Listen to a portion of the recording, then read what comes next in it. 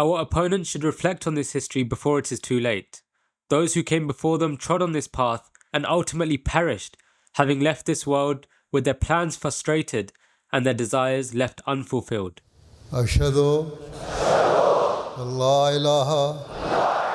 Recently, certain critics of the Jama'ah have started making some very bold claims.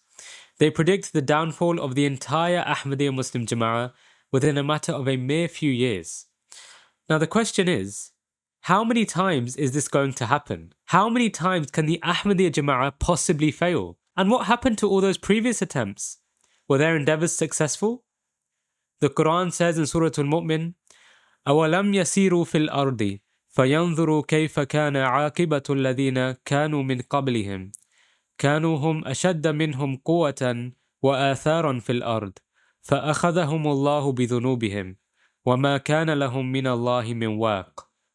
That is, have they not travelled in the earth and seen what was the end of those before them? They were mightier than these in power and in the marks they left in the earth. But Allah seized them for their sins, and they had no protector against Allah.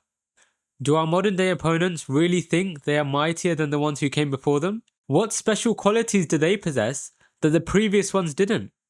Take Muhammad Hussein Batalvi for example.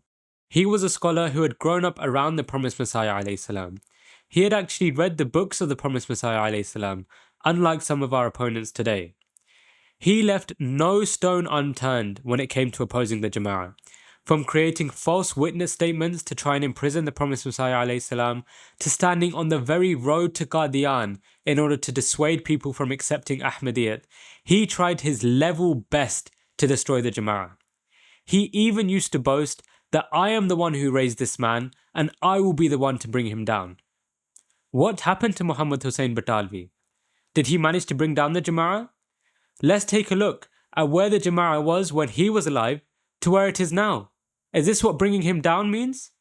The only reason Muhammad Hussein's name is even remembered today is because he was an opponent of the Jama'ah.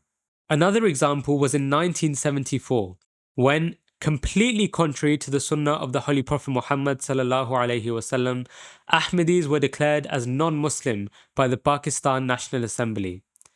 Our opponents were absolutely elated at this, and they started to think that there is no possible way that Ahmadiyyat can continue now. This was epitomized in the newspaper Musavat, which ran the headline, "The Qadiani problem has been solved forever."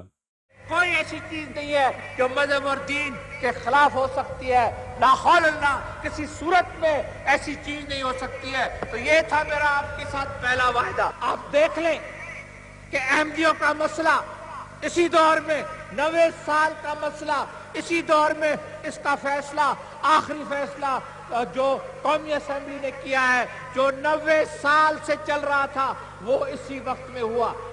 Did Ahmadiyyat finish in 1974? Is this what being finished looks like? Do our opponents really think that they have more power than their Pakistan National Assembly? Then take a look at Zia-ul-Haq. Having seen that what happened in 1974 wasn't enough, he created Ordinance 20 in 1984, which completely outlawed Ahmadis from engaging in Islamic traditions.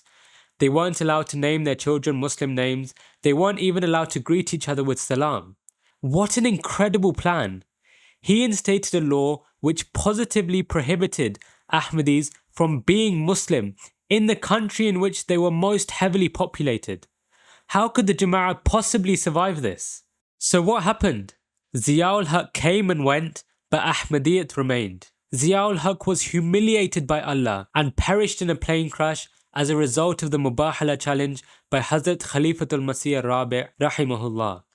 He tried to destroy Ahmadiyyat, but was himself destroyed so badly that they struggled to find his remnants from the crash. जमात अहमदिया तो खुदा ताला के फजल से एक वाली रखती है, एक वली रखती है।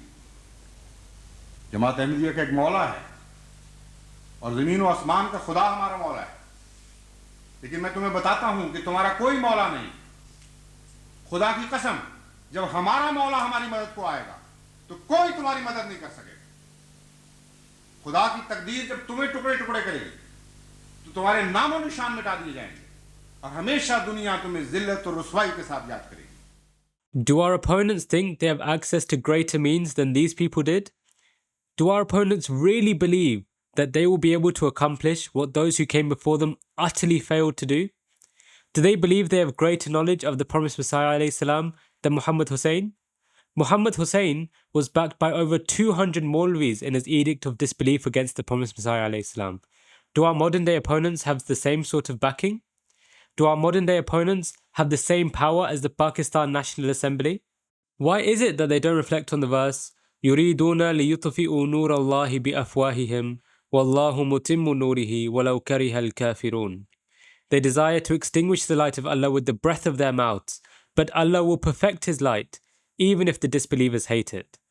This verse was fulfilled at the time of the Holy Prophet Muhammad ﷺ, when Allah caused Islam to progress despite all of the opposition that it faced. And today it's still being fulfilled as Ahmadiyyat continues to progress in spite of all of the opposition that it faces.